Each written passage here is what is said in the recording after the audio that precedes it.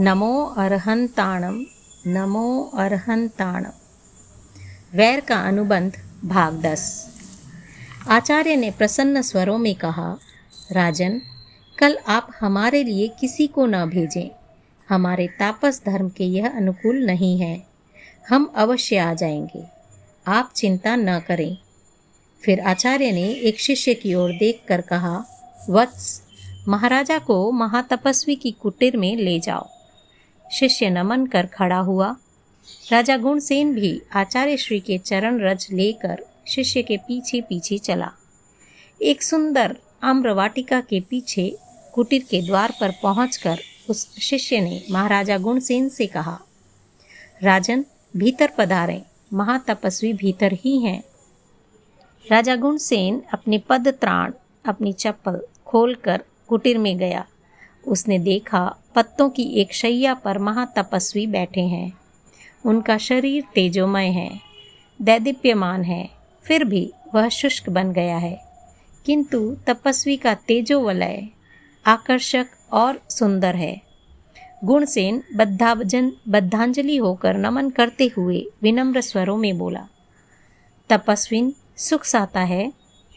हाँ, तप की परम शांति है, अग्निशर्मा ने कहा।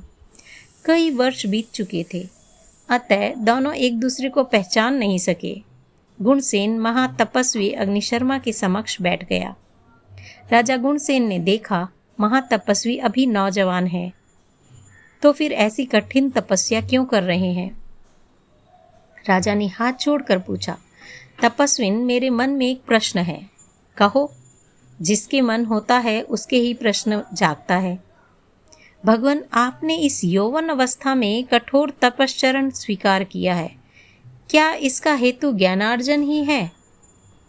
मुख्य हेतु कुछ और है।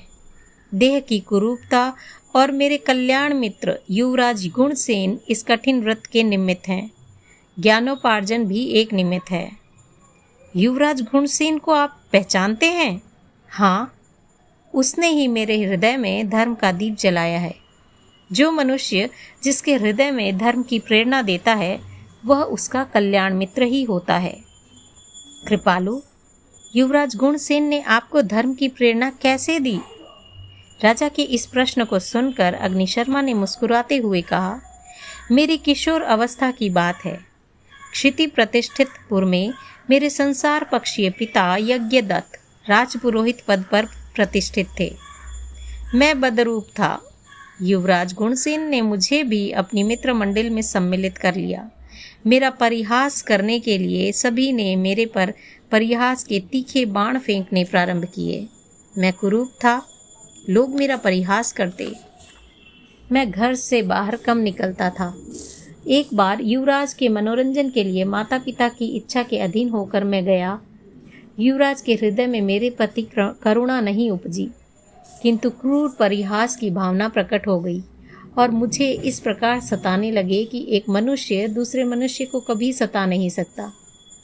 यदि युवराज गुणसेन मुझे नहीं सताते तो मैं घर छोड़कर तपोवन में नहीं जाता।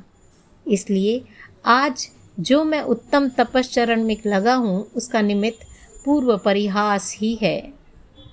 यह बात सुनते ही राजा गुणसेन को किशोर काल के अग्निशर्मा की आकृति आंखों के सामने दिखने लगी।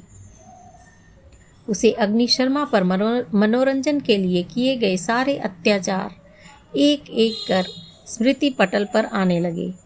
उसके नयन सजल हो गए, हृदय पश्चाताप की आग में झुलसने लगा।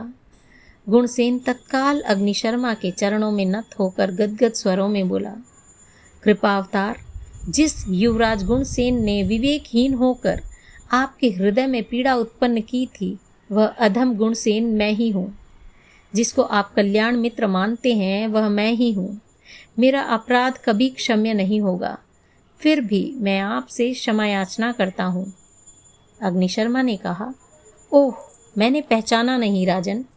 आपके कारण ही मैं धर्म रत्न का प्रकाश देख पाया हूँ। आपके निमित्त से ही मैं तप के तेज को पहचान पाया हूँ और आपके कारण ही मुझे आत्म साक्षात्कार का पथ प्राप्त हुआ है। आप महान उपकारी हैं। भगवान, आप ऐसा कहकर मुझे अधिक लज्जित ना करें। आपने जो कुछ प्राप्त किया है वह आपके पुरुषार्थ का फल है। चंद्रमा ने कभी अग्नि वर्षा नहीं होती, अमृत की ही वर्षा की है। आप मानव लोक के महान चांद हैं। मेरी एक विनम्र प्रार्थना। अग्निशर्मा ने कहा, क्या? आपका पारना दिन कब है? आज से 6ठा दिन। तो इस पारने का लाभ मुझे देना। राजन, एक पल के बाद क्या होगा कौन जानता है। यह तो 5 दिन के बाद की बात है। आप निराश न हो। यदि कोई विघ्न बाधा न आई तो मैं आपकी भावना अवश्य पूरी करूंगा। आपने महान कृपा की भगवान। आज से 6ठे दिन मैं स्वयं आपको लेने आऊंगा। अग्निशर्मा ने कहा, राजन, तापस आचार विचार के विरुद्ध कुछ भी नहीं होना चाहिए। यदि मुझे लेने कोई आएगा तो मैं जा नहीं पाऊंगा। राजन, आप अपने भवन में मेरा सत्कार सम्मान कर सकते हैं। राजा गुणसेन तपस्वी को 3 बार प्रणाम कर प्रसन्न हृदय से विदा हो गया। दूसरे दिन आचार्य आर्जव, कौंडिन्य और सभी आश्रमवासी राजभवन में आ गए। राजा गुणसेन ने उचित सत्कार कर उनको भोजन कराया। सभी प्रसन्न थे। मध्याह्न के पश्चात आचार्य अपने शिष्य परिवार के साथ आश्रम में आ गए। वे राजा के आतिथ्य से पूर्ण प्रसन्न थे। 1 महीने के उपवास का पारने का दिन आ गया। पारने के दिन अग्निशर्मा अकेला ही निकलता और जिस किसी घर के सामने खड़ा रह जाता, यदि उस घर का व्यक्ति भिक्षा देने से इनकार कर देता तो अग्निशर्मा अन्य घर में न जाकर दूसरे मास खमन की तपस्या में लग जाता। परंतु विगत 3 वर्षों में ऐसा कभी नहीं हुआ था। जहाँ खड़ा होता उस पर उस घर से उसे भिक्षा मिल ही जाती थी। दिवस का प्रथम पहर पूरा हुआ। अग्निशर्मा उठे और भिक्षा पात्र हाथ में ले गुरु को नमन कर आश्रम से बाहर गया। देह शक्ति क्षीण हो गई थी, आत्मशक्ति प्रबल थी। धीरे धीरे वे मार्ग में चलते हुए विमान छंदक नामक राजा प्रसाद में की दिशा में प्रस्थित हुए। मार्ग में अनेक व्यक्ति मिले। वे महान तपस्वी की चरण रज को सिर पर रखते रहे और धन्यता का अनुभव करते रहे। अग्निशर्मा राजप्रसाद की ओर बढ़ रहा था, परंतु इसी समय राजा गुणसेन के शिर शूल यानी कि हेडेक की तीव्र वेदना होने लगी। महाप्रतिहार, रानी और दास दासी सभी इस आकस्मिक वेदना से चिंतातुर हो गए। वसंतपुर के 2 वैद्य भी महाराजा की सेवा में उपस्थित हो गए। ठीक इसी समय महातपस्वी अग्निशर्मा राजप्रासाद के मुख्य द्वार पर पहुंचा और वहीं खड़ा हो गया। उसने देखा कि राजभवन के सभी सदस्य चिंता से आकुल व्याकुल है और यह भी ज्ञात हो गया कि राजा भयंकर शीरशूल हेडेक से पीड़ित है और महाप्रतिहार यानी कि मंत्री आदि इस समय उपाधि से घिरे हुए हैं। महातपस्वी अपने नियम के अनुसार राजप्रसाद के द्वार पर खड़ा रहा, परंतु किसी ने भिक्षा ग्रहण करने की बात नहीं की। किसी को कल्पना भी नहीं थी।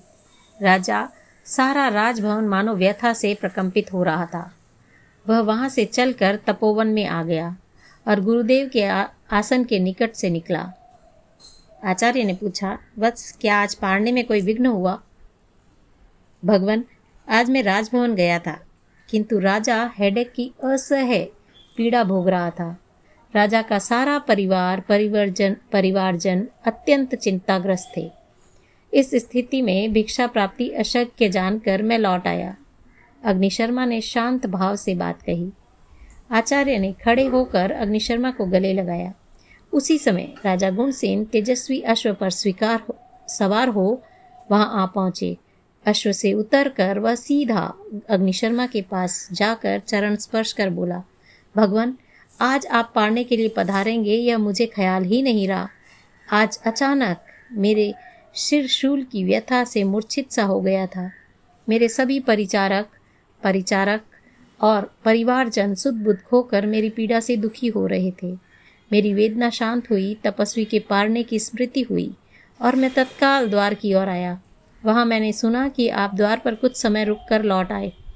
प्रभो, मेरे कारण आपको अपार कष्ट हुआ। मेरे अपराध के लिए मुझे क्षमा करें, दंड दें। अग्निशर्मा ने मुस्कुराते हुए कहा, राजन, परिताप करने की कोई आवश्यकता नहीं है। इसमें मेरे तप की वृद्धि हुई है। मुझे किसी प्रकार का क्लेश नहीं है। नहीं कृपा अवतार, आप पुनः पधारें। आपको भोजन कराए बिना मुझे चैन नहीं मिलेगा। राजन, मेरे व्रत का संकल्प अचल है। तुम व्यर्थ ही दुखी मत बनो। राजा के नयन सजल हो गए। वह गदगद स्वरों में बोला, कृपावतार, तो फिर आपके पारने का दिन। बीच में ही अग्निशर्मा बोला, कोई विघ्न या बाधा उपस्थित नहीं हुई तो तुम्हारी भावना अवश्य पूर्ण होगी। आज के लिए इतना ही। क्या अगली बार महाराजा गुणसेन अग्निशर्मा को पार ना करा पाएंगे? जानेंगे अगले एपिसोड में। तब तक के लिए जय जिनेंद्र। मस्त रहे। Subscribe the channel and share the video. Thank you, Arjun Mukherjee, for shooting and editing my video.